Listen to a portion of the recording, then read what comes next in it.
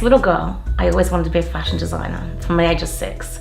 And I'd learned to sew from my grandmothers. I'd always been creative. And as I got older, I studied fashion and became a designer in Australia, where I'm from, and came here nearly 24 years ago to pursue that career. That was great. I designed for the high street, and then I was working on bespoke bridal wear for about 4 years with corsetry. And it was all about the modelling of fabric on women's bodies. So I always saw my work as sculptural, and this was all about me not seeing another person as a person, but I saw them as a form to mould on.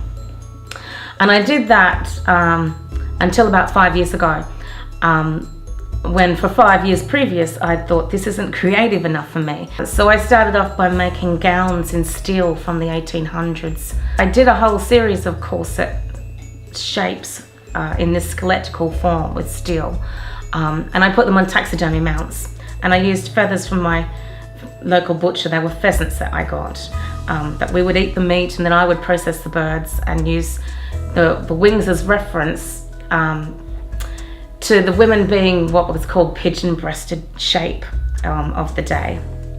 And these I put on taxidermy mounts because I saw them as hunted women. They were like the prize.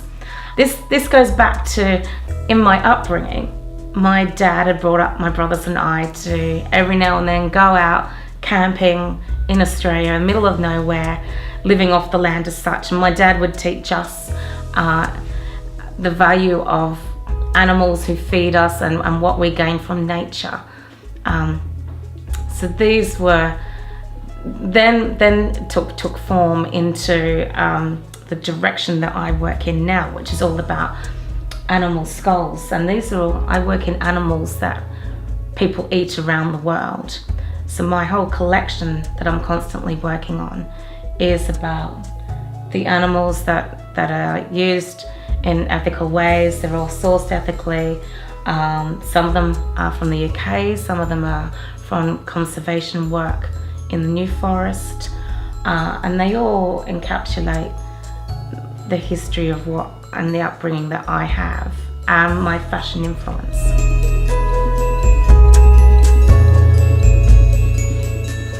This is actually a colour I found in Paris. I get a lot of inspiration from Paris, and I absorb everything around me, and I love it there. And this is where I get a lot of ideas from, and this is actually where my skull story, I guess, this project, this collection that I'm working on the past year, came from seeing a resin imitation skull in an interior designer store in Paris. And I thought, I really like that. I can't afford that. I wonder if I could make my own. So I researched online, found a water buffalo skull.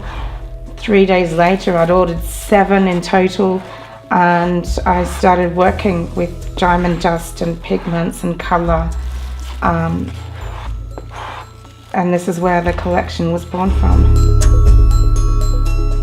So this is a white-tailed deer that my skull man, my skull supplier, has gotten for me. It's a beautiful, beautiful shape. It's got almost hand-like antlers that curl round. And when I received the deer, they're in like an A-grey state.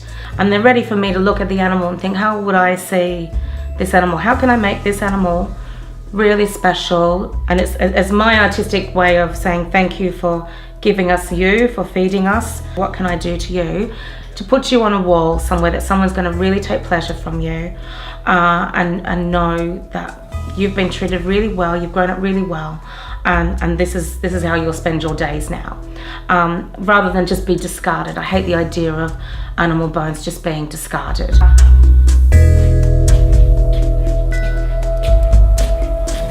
So this is an ostrich that I've been working on for about 3 months now. She's my biggest project to date. She is actually an ostrich from a farm up north of England. She was grown on a farm with this farmer who has been growing ostriches for about 20 years for human consumption. When I started putting her together, it was actually a very spiritual kind of moment. There are parts of her that I really love. I've got rods through the legs. I've used medical plaster bandaging to help mold her together. And this is all the structure of the sculpture coming together and the form with her beautiful lines. This is what gives me the most pleasure in knowing what is the underside of a sculpture as such. So after I've done more plaster work on her, she's then going to be primed twice. So she'll look pure white, she'll be smooth. Then she's going to be sprayed with a gold chrome metallic finish. So she will just shine, I think. And I think this is probably the most glorious way that she can be finished for me.